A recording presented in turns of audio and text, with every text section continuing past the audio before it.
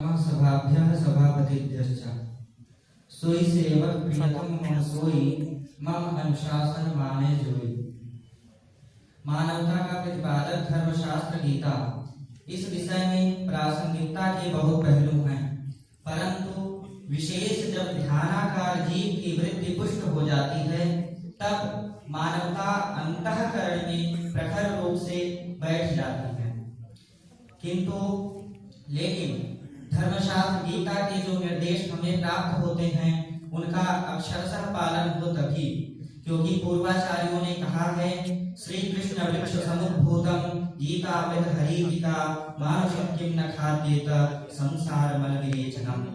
यदि ब्रह्मबोध गुरु से गीता रूपी अमृत तत्व का पान किया जाए तो संपूर्ण संसार मलवत विरेचन प्रक्रिया से विस्मित होकर शुद्ध अंतःकरण में मानव का स्वधर्म मानवता प्रत्येक क्रिया कार्य में दृष्ट होने लगेगा।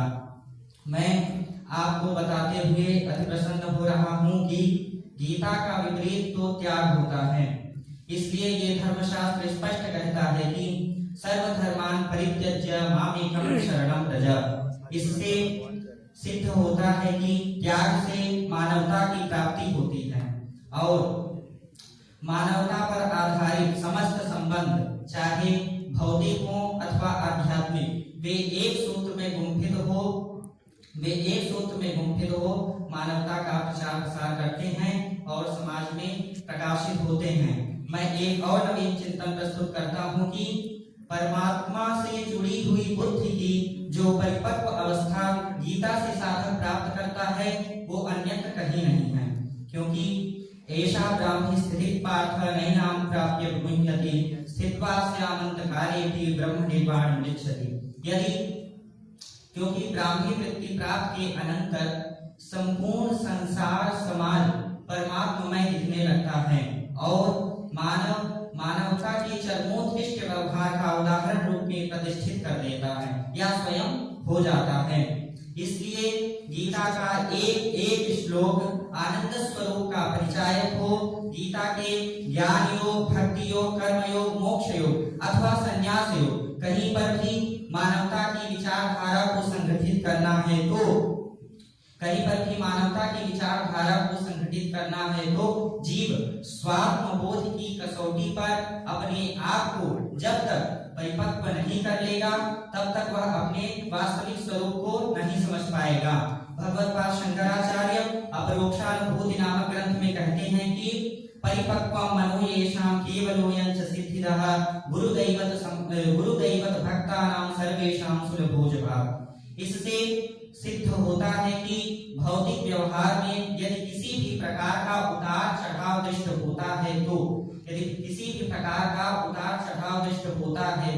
जीव का अंतःकरण भक्ति, ज्ञान, वैराग्य इत्यादि परम कल्याण स्वरूपों से न तो जुड़ा है और न ही परिपक्व हुआ है। इसलिए मेरा धर्मशास्त्र गीता संपूर्ण ब्रह्मांड की हर चेतन शक्ति को चेतावनी देता है और इंगित करता है।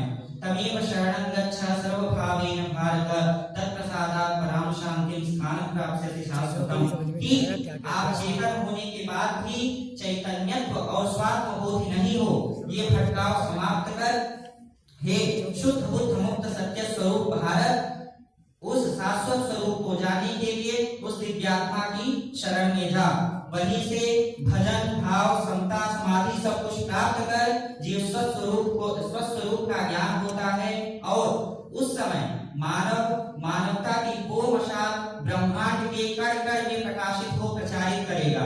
मैं अपने आत्मरूप भाई बहन सभी से पुकार करता हूँ कि मेरा धर्मशास्त्र गीता भारत में ही नहीं अपितु पूरे विश्व में मानवता का प्रचार कर रही है और करती रहेगी, क्योंकि महापुरुषों का गोपनीय चिंतन और साधना का प्रभाव भारत के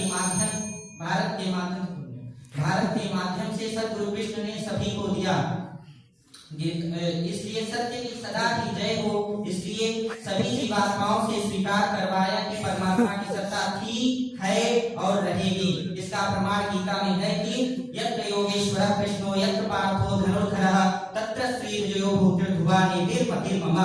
ध्रुव अमर बुद्धि से भारत पुकार कर रहा है कि मानवता का विचार, मानवता का प्रचार, मानवता का विकास और मानवता का प्रकाश गीता से था, है और रहेगा। इस प्रकार महापुरुषों के आशीर्वाद से मैंने गीता का स्वार्थ चिंतन प्रस्तुत किया। नमः सभाभ्य सभापति।